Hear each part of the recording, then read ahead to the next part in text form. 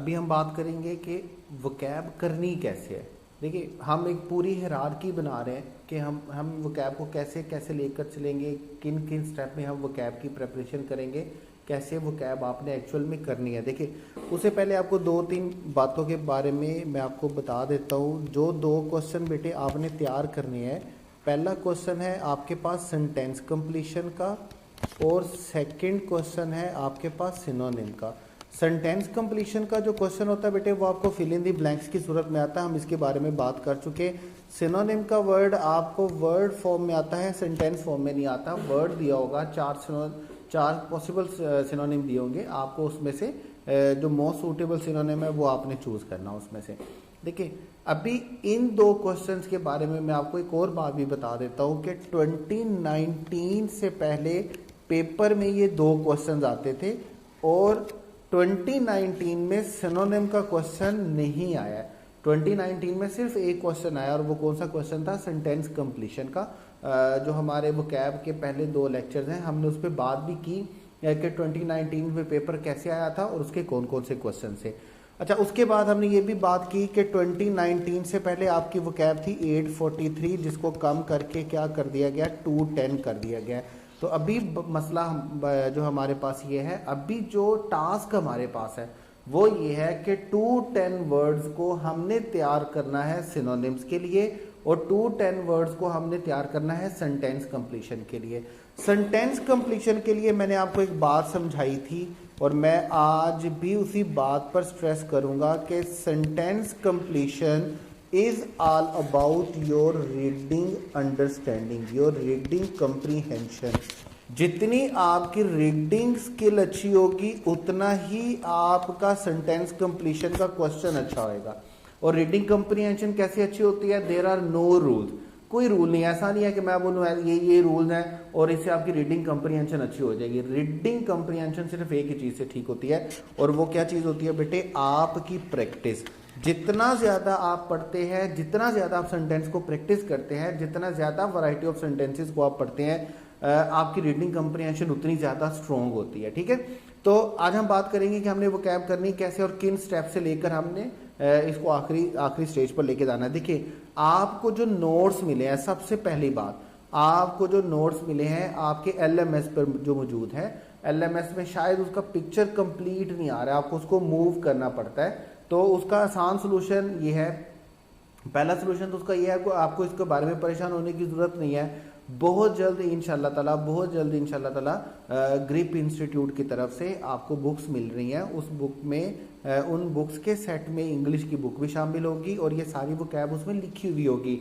बहुत से स्टूडेंट्स ने मुझे क्या किया है, कुछ होता है ना, एक वर्ड हम बोलते हैं बड़ा मासूमाना सा काम कोई होता है। तो बहुत से जो मेरी मासूम बेटियां और मासूम बेटे हैं, उनमें से कुछ मासूम बेटे और बेटियां ऐसे भी हैं जिन्होंने वोकैब के नोट्स बनाकर सेंड कर दिए हैं। बेटे, वोकैब के नोट्स आपने बिल्कुल नहीं बनाने हैं, इतना टाइम और इतनी एनर्जी हमने इस पे नहीं लगानी है। अगर आपको LMS, अगर आप उसको उस पे ओपन करते हैं, लैपटॉप पे ओपन करते हैं, तो देन आपके पास कोई प्रॉब्लम नहीं है। लेकिन अगर आप उसको मोबाइल पे ओपन करेंगे तो शायद उसकी तस्वीर कंप्लीट नहीं आ रही है। उसका सोल्यूशन ये है, पहला सोल्यूशन जो बिल्कुल फौरी सोल्यूशन है कि इंशाल्लाह ताला कल आपको जो सारी वोकैब है वो PDF फॉर्म में आपके WhatsApp ग्रुप्स में मिल जाएगी। दूसरी बात यह है कि बहुत जल्द आपको ये लेकिन ये सिर्फ वोकैब होगी, इसमें प्रैक्टिस क्वेश्चन शामिल नहीं होंगे। जो PDF मिलेगा याद रखिएगा, प्रैक्टिस क्वेश्चन, वोकैब और इसके साथ सिनोनिम के प्रैक्टिस क्वेश्चन, सेंटेंस कंप्लीशन के प्रैक्टिस क्वेश्चन, ये आपको सब बुक फॉर्म में मिलेंगे इंशाल्लाह ताला, बहुत जल्द आपको अवेलेबल होंगे। अच्छा, अब करना क्या आपने? देखिए, पहला वर्ड है आपके पास अपालिंग। ये UHS का वर्ड है। ठीक है, ये वो वोकैब है जो MD कैट के लिए UHS ने दी है और ये 210 वर्ड्स में से है। फर्स्ट वर्ड आपके पास कौन सा बेटे? अपालिंग। अब UHS ने क्या किया? UHS ने दो वर्ड लिखे। UHS ने कहा हाई फ्रीक्वेंसी वर्ड और UHS ने कहा था लो फ्रीक्वेंसी वर्ड। ठीक है, हाई फ्रीक्वेंसी वर्ड वो होते हैं जो उस वर्ड को सब्स्टिट्यूट करने में ज्यादा यूज किए जाते हैं। मतलब अगर मैं अपालिंग को सब्स्टिट्यूट करना चाहूंगा तो पहला वर्ड जो मेरे जहन में आएगा वो क्या होगा, ऑफुल। अगर मैं अपालिंग को सब्स्टिट्यूट करना चाहूंगा तो पहला वर्ड में, दूसरा वर्ड जो मेरे जहन में आएगा वो क्या होगा, टेरिबल। तीसरा वर्ड क्या होगा, ड्रेडफुल। फोर्थ वर्ड क्या होगा, horrendous. Inexcusable, unspeakable, atrocious and अबेसमेंट।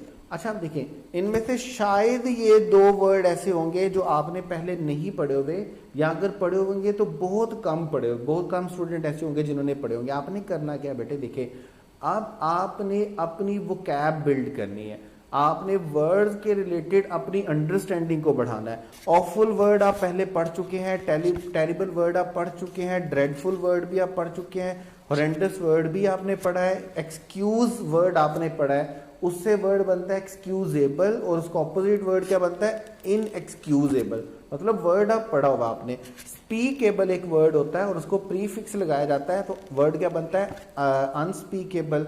Atrocious और अबेसमेंट शायद आपके पास न्यू वर्ड्स होंगे। आपने बेटे क्या करना है, अपालिंग वर्ड को के लिए इन वर्ड्स को याद करना है जो कि ऊपर वाले ब्लॉक में लिखे हुए हैं। ये तो आपने याद करने हैं बड़े अच्छे तरीके से। इनमें से बहुत सारे वर्ड ऐसे होंगे जो आपको आते होंगे, लेकिन वर्ड की अंडरस्टैंडिंग बढ़ाने के लिए आपको उनको याद करना है। जैसे अभी देखें, अपालिंग वर्ड को के लिए मुझे रिलेट करना है, जैसे ही मेरे आंखों के सामने अपालिंग का वर्ड आए वैसे ही मेरे माइंड में क्या आना चाहिए, सबसे पहला जो सिनोनिम आना चाहिए वो क्या होना चाहिए, ऑफुल। सेकंड क्या होना चाहिए, टेरिबल। थर्ड क्या होना चाहिए, ड्रेडफुल। फोर्थ क्या होना चाहिए, हॉरेंडस। उसके बाद इनएक्सक्यूजेबल, उसके बाद अनस्पीकेबल, उसके बाद एट्रोशियस, उसके बाद अबेसमेंट। अभी मेरे पास मुझे एक पिक्चर क्रिएट करनी है इन वर्ड्स की, मुझे ये वर्ड मेमोराइज करने हैं और ये वर्ड लिंक करने हैं अपालिंग के साथ। शायद इससे पहले आप अपालिंग का वर्ड भी समझते थे, शायद इससे पहले आप ऑफुल का वर्ड भी समझते थे, शायद इससे पहले आप टेरिबल का वर्ड भी समझते थे, लेकिन उनको लिंक करना अभी आप सीखेंगे। आपने क्या करना है, हर वर्ड का एक टेबल बना हुआ है। सबसे पहले जो वर्ड्स लिखे हुए हैं वो उसके हाई फ्रीक्वेंसी वर्ड्स हैं। दूसरे वर्ड में आप कह सकते हैं कि ये मोस्ट इंपॉर्टेंट वर्ड्स हैं जो कि पेपर में आपको सिनोनिम की जरूरत में दिए जा सकते हैं। अपालिंग वर्ड को समझेंगे उनके हाई फ्रीक्वेंसी वर्ड से या उनसे नीचे जो डेफिनेशन दी हुई है। आप देखें, वर्ड है जी एडजेक्टिव, अपालिंग तौर पर यूज होता है और इसका मतलब क्या में या हॉरिफिक। तो उसके लिए हमारे पास वर्ड चलेंगे, शॉकिंग होता है, हॉरिफिक होता है, हॉरिफाइंग होता है, हॉरिबल होता है, टेरिफुल होता है, ऑफुल होता है, ड्रेडफुल होता है, घासली होता है, हीडियस होता है, हॉरेंडस होता है, फ्राइटफुल होता है। उसके बाद हमारे पास एट्रोशियस होता है, अबोमिनेबल होता है, अबोरेंट होता है। अबोरेंट का वर्ड आप पढ़ चुके हैं मिस्टर चिप्स में। आउटरेजियस वर्ड होता है, हेटफुल होता है, लॉथसम वर्ड भी मिस्टर चिप्स में आपने पढ़ा है। ऑडियस वर्ड आप पढ़ चुके हैं, ग्रुसम वर्ड शायद ये भी वर्ड आप पढ़ चुके हैं। आप देखिए, आपको अपनी वोकैब बिल्ड करनी है, ये सारे वर्ड आपको याद करने हैं। किसके लिए, इस एक वर्ड के लिए। जब भी अपालिंग का वर्ड आपके सामने है तो ये सारे वर्ड आपके सामने होने चाहिए। आपकी अंडरस्टैंडिंग इतनी स्ट्रॉन्ग होनी चाहिए कि आपको पता हो कि यार अपालिंग वर्ड है तो इसका ये सिनोनिम हो सकता है, ये सिनोनिम हो सकता है, इन 4 वर्ड में से ये नहीं हो सकता, ये हो सकता है, या ये जो मैं सेंटेंस पढ़ रहा हूँ उसका ये होता है। प्रैक्टिस से ये चीज़ें परफेक्शन में आएंगी। ऐसा कभी भी नहीं होता। देखिए, शुरू में आपको ऐसा लगेगा, शुरू में बड़ा ये ऑकवर्ड लगता है, बहुत बड़ा टास्क लगता है, ये मैं पता नहीं कितना मुश्किल काम करना है, मैंने वो कैब करनी है। और दूसरी बात है, आप लोगों ने बहुत सी जो बोंगियाँ सुनी होती हैं कि एमकैट की वो कैब ऐसी है, एमकैट की वो कैब ऐसे है, उसकी वजह से भी एक प्रेशर बिल्ड हुआ होता है कि पता नहीं कितना मुश्किल काम है, एमकैट की वो कैब का क्या होने वाला क्या नहीं। कुछ ऐसा नहीं है। आपने सिनोनिम्स याद करने हैं। हम इतनी ज़्यादा प्रैक्टिस करेंगे, बिलीव मी, इंशाल्लाह ताला आपको मैं इतनी ज़्यादा प्रैक्टिस करवाऊंगा सेंटेंस कंप्लीशन की और सिनोनिम्स की कि 110% परफेक्शन के साथ आप जाएंगे। 100% के साथ नहीं, 110% परफेक्शन के साथ।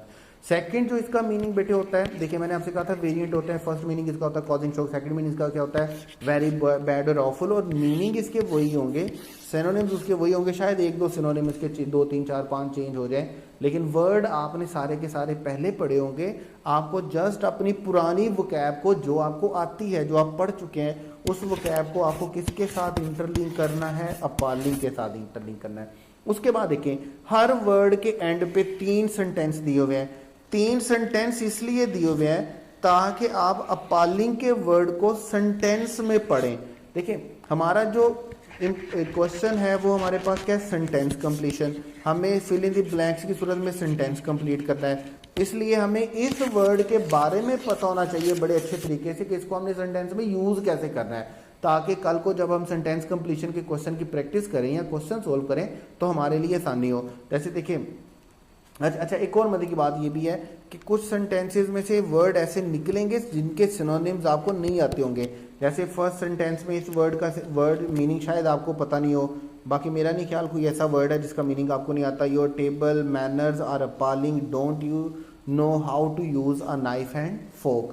थर्ड सेंटेंस लिखा हुआ है, the country is notorious for its appalling prison conditions, nothing can extenuate such appalling behaviour. आप लोगों ने इन सेंटेंसेस को याद नहीं करना है, आप लोगों ने इन सेंटेंसेस को याद नहीं करना है। फॉर गॉड सेक इनको रट्टा नहीं मारना है, अपने सेंटेंसेस को याद नहीं करना है। ये सेंटेंसेस जस्ट अंडरस्टैंडिंग के लिए है कि आपकी इस वर्ड के टुवर्ड अंडरस्टैंडिंग बढ़ जाए कि ये सेंटेंस, ये जो वर्ड है ये सेंटेंस में यूज कैसे होता है। इन सेंटेंसेस को रट्टा आपने नहीं मारना है। फॉर गॉड सेक आपको क्या करना है, वर्ड पढ़ना है, वर्ड को समझना है, उसकी डेफिनेशंस को समझना है, उसके हाई फ्रीक्वेंसी वर्ड को समझना है और साथ में लो फ्रीक्वेंसी वर्ड्स को देखना है, उसको इंटरलिंक करना है, उसको समझना है, ताकि हम सिनोनिम्स और सेंटेंस कंप्लीशन के क्वेश्चंस को सोल्व कर सकें।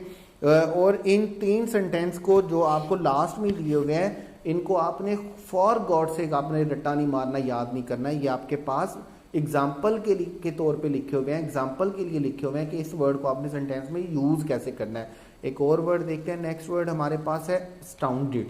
अब देखिए वर्ब फॉर्म होता है, वर्ब में वर्ड एक्चुअल में हमारे पास क्या होता है, स्टाउंड, और उसका एडजेक्टिव हम क्या बना देते हैं, उसका एडजेक्टिव हम क्या बनाते हैं, स्टाउंडेड। वर्ड आपने पढ़ा हुआ है, एस्टोनिश्ड वर्ड आप पहले पढ़ चुके हैं, सरप्राइज्ड वर्ड आपने पहले पढ़ा हुआ है, अमेज्ड वर्ड आपने पहले पढ़ा हुआ है, स्टर्न्ड वर्ड आपने पहले पढ़ा हुआ है, डेज्ड आप पहले पढ़ चुके हैं, कंफ्यूज्ड, फ्लैबरगैस्टेड वर्ड शायद आपने नहीं पढ़ा हुआ, लेकिन स्पीचलेस वर्ड आपने लाजमी पढ़ा हुआ है। देखिए स्टाउंडेड का मतलब हमारे पास क्या होता है, हैरान, परेशान, शॉक्ड, अमेज, सरप्राइज्ड।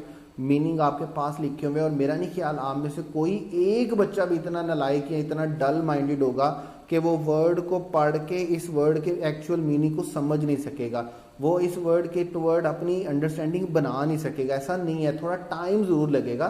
स्टार्ट में शायद थोड़ा सा प्रॉब्लम हो आपको, स्टार्ट में कुछ ही होगा कि आपको थोड़ा सा प्रॉब्लम ही होता है कि एक नया टास्क आपको मिलता है। पहले हम वो कैब करते रहे हैं, लेकिन पहले वो कैब ऐसा था कि चैप्टर में से हम वर्ड्स निकालते थे और उन वर्ड्स को तैयार किया जाता था, लेकिन अभी जेन्युइनली वर्ड्स हैं और उन वर्ड्स के सिनोनिम हमें तैयार करने थोड़ा सा ऑकवर्ड होता है, थोड़ा सा न्यू एक ट्रेंड पे आप चलते हैं तो थोड़ा सा स्टार्ट में थोड़ा सा परेशानी होगी, लेकिन जैसे ही थोड़ा सा क्या उसको बोलते हैं, आपका पहिया घूमता है वो कैब का, थोड़ा सा आप रनिंग में आते हैं तो कोई प्रॉब्लम नहीं होती है वो कैब की।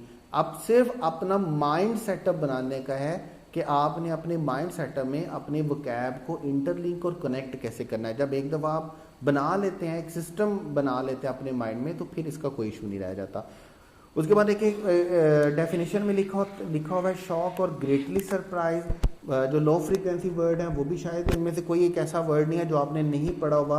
अमेज वर्ड आप पढ़ चुके हैं, स्टॉनिश वर्ड आपको पता होगा, सरप्राइज आप समझते हैं, स्टार्टल्ड आप समझते हैं, आपकी बुक में भी था, स्टन भी आपने पढ़ा, कन्फाउंड भी आपने पढ़ा, नॉन प्लस शायद आपने नहीं पढ़ा, बड़ा मज़े का वर्ड है डेली लाइफ के लिए। डेज वर्ड आप पढ़ चुके हैं, स्टूपेफाई नहीं शायद पढ़ा होगा, डम्फाउंड नहीं पढ़ा होगा। 3 वर्ड शायद ऐसे होंगे जो आज से पहले आपने नहीं पढ़े होंगे, शायद वाली बात है, बहुत सारे स्टूडेंट्स ने पढ़े होंगे अगर वो न्यूज़पेपर रीडिंग करते हैं, कोई डाइजेस्ट पढ़ते हैं, कोई नॉवल पढ़ते हैं इंग्लिश में। तो अभी आपने क्या करना है, आपने वर्ड को पढ़ना है, उसको समझना है, उसके हाई फ्रीक्वेंसी वर्ड्स को क्या करना है, अच्छे से याद करना है, इनको भी याद करना है, लेकिन ज़्यादा अच्छे तरीके से कौन से वर्ड को याद करना है, जो हाई फ्रीक्वेंसी वर्ड है, ठीक है। इन पे भी आपने इनको भी देखना है, इस वोकैब को भी याद करना है, लेकिन उस इंटेंसिटी से नहीं करना जिस इंटेंसिटी से हाई फ्रीक्वेंसी वर्ड्स को करना है। उसके बाद अगेन मैं बात कर रहा हूँ कि ये जो सेंटेंसेस दिए हुए हैं, दीज आर एग्जाम्पल्स, ये याद करने के लिए, रट्टा मारने के लिए, लिखने के लिए नहीं है। ये सिर्फ इसलिए है ताकि आपको पता चल जाए कि अस्टाउंडेड का वर्ड सेंटेंस में कैसे यूज़ होता है। जितने ज़्यादा सेंटेंसेस आप पढ़ेंगे अस्टाउंडेड के लिए उतनी ही हमारी क्लैरिटी होती है, उतनी हमारी अंडरस्टैंडिंग बढ़ती है और उतना काम हमारा आसान होता है। She looked अस्टाउंडेड at the news, she was अस्टाउंडेड by his arrogance, he was अस्टाउंडेड when he heard his son had taken drug. आपको वर्ड को पढ़ना है, वर्ड को समझना है, उसके हाई फ्रीक्वेंसी वर्ड्स को याद करना है, लो फ्रीक्वेंसी वर्ड्स को भी याद करना है और इन एग्जाम्पल में दिए हुए सेंटेंसेस को समझना आपने। अच्छा अब देखिए करना क्या आपने।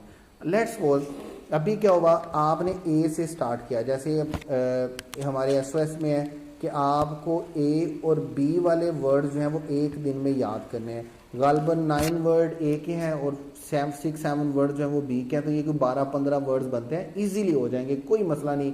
अगर आप कंसंट्रेशन के साथ बैठे और तहिया करके बैठे तो शायद ये आधे घंटे का काम भी नहीं है।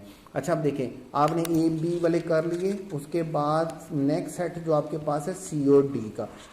पीडीएफ में जो आपको मिलेगा उसमें तो पूरी वोकैब दी होगी, आपको एलएमएस पे भी पूरी वोकैब मिली हुई है, वो अलग-अलग से सेट बने हुए हैं, बट इट डजंट मीन कि आपने उसी तरह याद करने हैं। आपका अपना इंटरेस्ट है, आपका अपनी ऑप्शन है, आपके पास ओपन ऑप्शन है कि आप इसको जिस तरह भी लेकर चलना चाहे आप करें। एक बच्चा होता है वो कहता है यार मैं रूटीन बना लेता हूँ, मैं 10 वर्ड डेली के करूंगा, तो वो अल्फा बीटा चार्ली को ना देखे, वो 10 वर्ड जो है वो डेली करना शुरू कर दे। एक स्टूडेंट है वो कहता है यार मैं ए टू डी डेली, मतलब एक दिन में ए टू डी करूंगा, तो अगर वो कर सकता है तो करे। वोकैब वाला जो बेटे पोर्शन है वो वेरी करता है पर्सन टू पर्सन, लेकिन चूंकि बीइंग टीचर मुझे सब स्टूडेंट्स को लेके चलना है तो इसलिए मुझे एसओएस तो लाजमी देना है, तो इसलिए मैंने एसओएस में एक दिन इसमें रखा है ए और बी आपको याद करने हैं, दूसरा मैंने रखा है सी और डी याद रखने हैं। इसके अलावा अगर किसी स्टूडेंट को कुछ लगता है कि मुझे सर से कंसल्ट करना चाहिए कि मैं इसको कैसे लेकर के चलूँ, तो बेटे आप मुझे मैसेज कर सकते हैं, वी विल डिस्कस, कोई प्रॉब्लम नहीं है उसमें। अच्छा सर आप टॉपिक पे वापस आएंगे। अब ए टू डी जब आप याद कर चुके होंगे, ए टू डी जब आप याद कर चुके होंगे तो सबसे पहली चीज जो आपको एलएमएस पे मिलेगी वो इस सेट का क्या मिलेगा, वर्कशीट मिलेगा, टेस्ट नहीं मिलेगा। ये एसओएस में नहीं लिखा हुआ, लेकिन जिस दिन सी टू डी खत्म होगा ये अंडरस्टूड होगा कि आपको इसकी वर्कशीट करनी है, ठीक है। ये एसओएस पे नहीं लिखा हुआ, लेकिन आपको पता होना चाहिए कि जब मैंने ए बी सी डी कर लिया तो मुझे डी तक की प्रैक्टिस शीट करनी है, मुझे वर्कशीट करनी है, उस पर मौजूद होगी, ठीक हो गया। सेकेंडली आपका इसी सेट का पहले आपने क्या करनी है, ए टू डी वर्कशीट करनी है। सेकेंडली क्या होगा, आपका टेस्ट होगा, और टेस्ट भी बेटे क्या होगा, ए टू डी सेट का टेस्ट होगा। 100 क्वेश्चन आपके पास किस में होंगे, 100 क्वेश्चन की वर्कशीट होगी और गालबन 100 क्वेश्चन के करीब ही आपका क्या होगा, टेस्ट होगा। डन हो गया। उसके बाद देखिएगा ये कितने क्वेश्चन बनेंगे आपके पास, 200 क्वेश्चन, और ये सिर्फ किसके बनेंगे, अभी आपकी वर्कशीट और टेस्ट के। डन हो गया। लेकिन अभी आपके पास क्या है, जब आपको क्विज मैनिया दिया जाएगा, क्वेश्चन बैंक दिया जाएगा प्रिंट फॉर्म में, तो आपने याद रखना है क्वेश्चन बैंक में भी इसको इसी अरेंजमेंट के साथ रखा गया है। पहला सेट आपके पास क्या होगा, A to D. A to D के कितने क्वेश्चन होंगे आपके पास, 200 क्वेश्चन होंगे प्रैक्टिस के लिए, और टेस्ट के तौर पर कितने क्वेश्चन होंगे, 100 क्वेश्चन, तो 300 क्वेश्चन बनते हैं। बिलीव मी, इसके बाद फिर आपके पास टेस्ट सेशन चलेगा। टेस्ट सेशन में इसको दोबारा से अरेंज किया जाएगा और हर टेस्ट में 1-2 अल्फ़ाबेट शामिल होंगे। बिलीव मी, इतनी ज़्यादा प्रैक्टिस आपकी होने वाली है, इतनी ज़्यादा प्रैक्टिस आपकी सेंटेंस कंप्लीशन सिनोनिम की होने वाली है कि आपको इस बारे में परेशान होने की ज़रूरत बिल्कुल भी नहीं है। जस्ट एसओएस के अकॉर्डिंगली, और मैं आपको ओपन तमाम बेटों और बेटियों को ऑप्शन दे रहा हूँ कि ये ज़रूरी नहीं है कि आप एसओएस के अकॉर्डिंगली चलें। वोकैब के लिए, सिर्फ वोकैब के लिए ये मैं बात कर रहा हूँ।